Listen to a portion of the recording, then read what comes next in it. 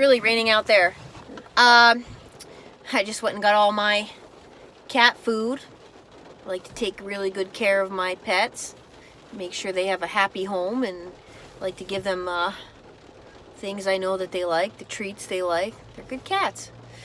So this is the very last stage with the narcissist. I made a video right before this called the first 3 stages.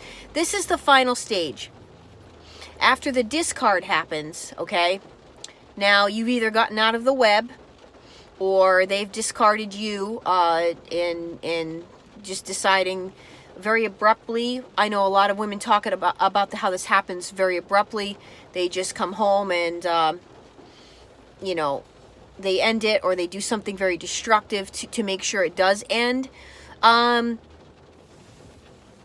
And it's not just women. I know that this happens to men all the time too. There are a lot of Jezebel, narcissistic women out there. Like I said, I just hope that they all find one another, because that's their best bet in life. However, once you have gotten out of their web, no matter which way it went, they still don't like it. And here is why. Deep down, the narcissist hated you, okay, the entire time. They hate you. They hate you because for many of us, we are really good people. We have big hearts. We wear our hearts on our sleeve. We try to do the right thing. You know what? My father said this once, and I believe it. I know it to be true. He says it's really, really easy to go around being an a-hole in life. It's easy. You don't have to try hard at all. There takes no effort to be a jerk. But it takes a lot. It takes a lot of work and a lot of effort to be a good person, right? We're not going around stomping on people and kicking them when they're down and hurting them and looking for ways to make them jealous and insecure and hurt all the time. We're not doing these things. At any rate, once you're out of the narcissist's web, they don't like it. This is when you're going to see the true self. Okay, now they've already hurt you beyond measures. Now they're looking to really hurt you below the belt, because these people play dirty. And here's where you're really going to see who the true self inside of them. They actually hate you. They were your arch nemesis the entire time. You just didn't know it. They hate you because you exhibit qualities that they will never have. They hate you for it. They hate you for your talents. They hate you for your strength. They hate you for your big heart.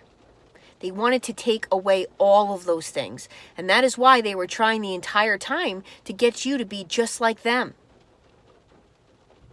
And that's why you noticed you were not yourself the entire time you were with these people.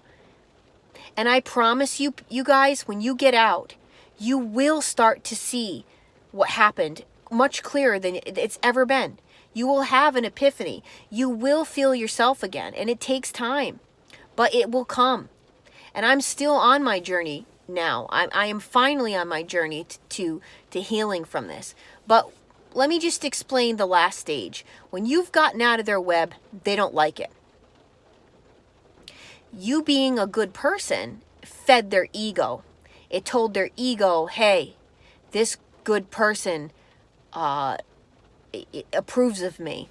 This good person thinks I'm a good person. I need that. My ego needs that. And when you're gone, they have to draw their energy from other people all the time. So they're on the conquest to move on really quickly. And here's where you're going to see a lot of the women talk about how they're right away putting up pictures on the internet, looking all smiles and happy, and look at us, and I found the love of my life, and this girl really, this woman really has it made. This is the one. And meanwhile, you can't even, you're not even at that stage, because you have emotional intelligence.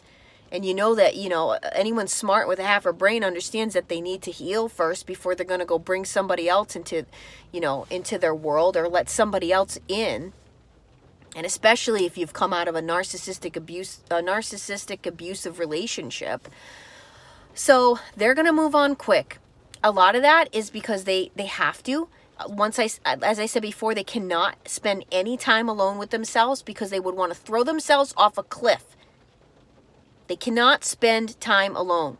They don't want that. They have to, even when they're out alone, they go out alone. A lot of them do this. They like to go hang out alone and like meet new people all the time. People that don't know them. They're still on their phone. They have that, that's going in the DM5, the psychology book that's coming up with all the new definitions. I think it's called the DM5. I don't know. I didn't go that far in psychology other than what I've learned, in my own experiences. But as far as, I did take a lot of psychology courses for my bachelor's, which kind of got me on this whole understanding this personality disorder. But they have this dependency, which is this cell phone dependency disorder is going to go in because people have this. They have that. They are addicted to their cell phones. So they are constantly, triangulating people all the time. So they're doing this. They're moving on very quickly. They're trying to find the next target that's going to tolerate them, that they're going to be able to easily bamboozle, or they're going to get something out of them that they need. They want to try to find somebody that either has a lot of money, has a place to live, has a really nice, really good to look at so they can show them off. Any of these things. This is what they're going to do. By the way, they were working on those people while you were together with them. They were doing that from the very beginning stage of the love bombing. You thought it was just you and them? They constantly had to have somebody at all times, whether it had been one person or a few people. They like to have multiple sources. But it's somebody to be telling them, you're so great. You're so good. You're good. You're great. You're so good looking. And a lot of times when you're in a relationship with them or you're married to them, you're the dangling carrot for these thirsty people on the side. They use you. They use you.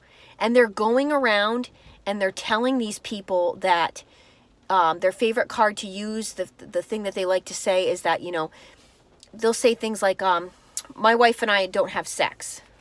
We have a sexless marriage. My wife is a nut. My wife is crazy. My wife is a bitch. My wife, they'll say, or, my girlfriend, whatever. They're saying this. They're speaking horribly about you to others while you're together with them. They're doing this in the very beginning. They're talking such crap on you to their friends.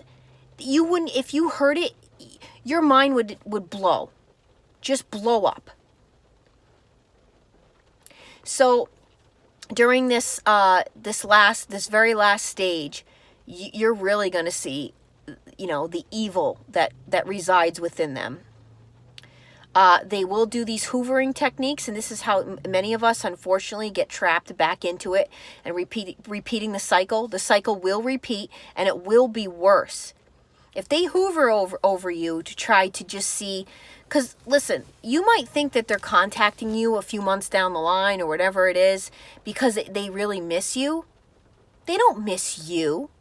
They can't stand you because they can't stand themselves. How could they like anybody else or value anybody else when they don't value themselves? They miss what you did for them. They miss what they got away with. They miss having a slave. Okay? They don't miss you. I hate to tell you that, but it is the truth. And I know from years of experience. Don't get fooled. Don't go back. When you've made the decision, move on and move forward. And be smart because they bank on the fact of knowing that you are a good person and they know what to say to you to play with your heartstrings because they know you. They've been studying you the whole time they were with you.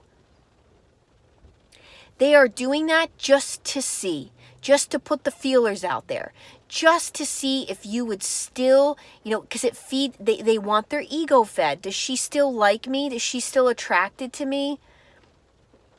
my God, because that means everything. I want to make sure that, I'm not, so this is the stage. They are out there talking such trash on you. Be prepared. They make a smear campaign. They get everybody involved that will listen in telling these people that, you were this, you were that. All kinds of stories. They're going to make up stories that never even happened. They're going to make it seem like you were such a nut. When in reality, we know what it is we dealt with. So you can't listen to this stuff. You have to tell your friends and your family, look, I don't care if he comes around. I don't care if she comes around. I don't care what they're posting on social media. I don't care to hear about any of it. And if you're really my friend, you are not going to tell me any of that because I don't care any longer. I don't care to hear about the narc. I got out. I'm one of the lucky ones. I feel sorry. I feel sorry for anyone that's going to go through, because we all know it. They are going to go through the same thing.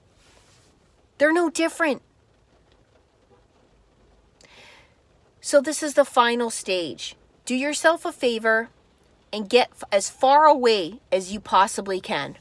It's the only way to ensure that you're not going to have to tolerate it. You're not going to go through any more of the pain, the suffering, the mind games. Who cares what they're doing? Let them do it. Be lucky that they didn't come home and give you a disease that you would have for life. Can you imagine that? And some people are talking about that. That they had that unfortunate thing happen to them. They didn't know that they were with a narc. And in my other video talking about the first 3 stages, like I said, some of them have gotten so good at it that these stages go on in years' time, not months. Years' time. They are putting on a show, a facade. They are bamboozling their target to the point where the target has no idea that this is not who they are. They're as soon as they leave the house, they're in their cars and they're on their phones, setting up whatever. These people are sexual deviants. I beg to ask any of you to tell me that your narcissist wasn't a sexual deviant, doing really rotten, nasty, disgusting things all the time. Escort services, prostitution, strip clubs, Asian spas, online sex. That's what they do. Meeting people out, doing things through Craigslist. This is what they do. So be prepared. Stay away from these people. Get yourself some support in your life that you can go to make sure that you're safe, because they're destructive and they're damaging to your soul and to your spirit. And there's nothing worse than that. I think I'd rather get punched in the face than to go through the psychological torment. When they know that they're getting to you, they continue doing it. So don't let them do it. Stop it. Stop tolerating narcissists in your life. Get them out. I'm Trace Face. It's time we all face the truth together.